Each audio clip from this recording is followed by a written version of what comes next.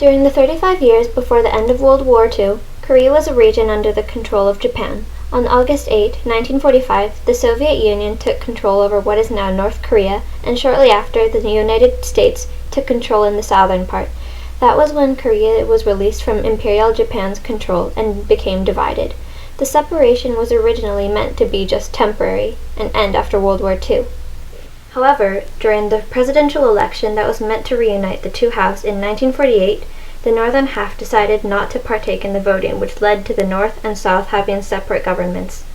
Lee Seung-man, who was extremely against the idea of communism, was elected as the first South Korean president, and Kim Il-sung became the first of the North Korean dictators, and the capital cities of the countries became Seoul in South Korea, and Pyongyang became the capital of the North.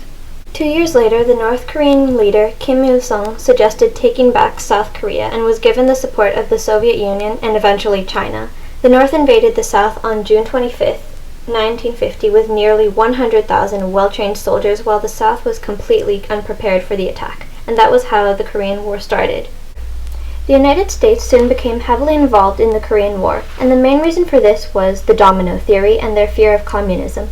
The theory was that if one region became communist, the surrounding areas would quickly become communist as well, eventually leading to the whole world being taken over by communism. The United States intervened with the help of the UN. A resolution was passed by the Security Council on June 27, 1950, and Resolution 83 allowed for member states to aid South Korea.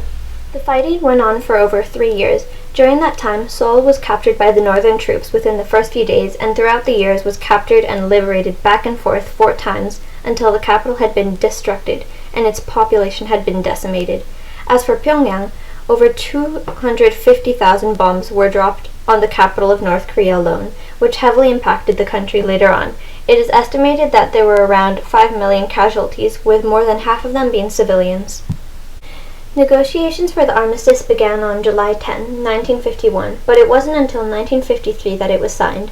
The United Nations, China, and North Korea signed, and the fighting came to an end. A demilitarized zone was built along the 38th parallel, separating the two countries.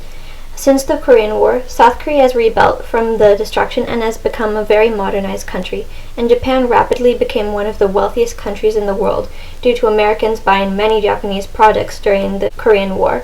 However, North Korea faced much worse consequences. The massive bombing in Pyongyang and throughout the rest of the country greatly affected the economy and agriculture.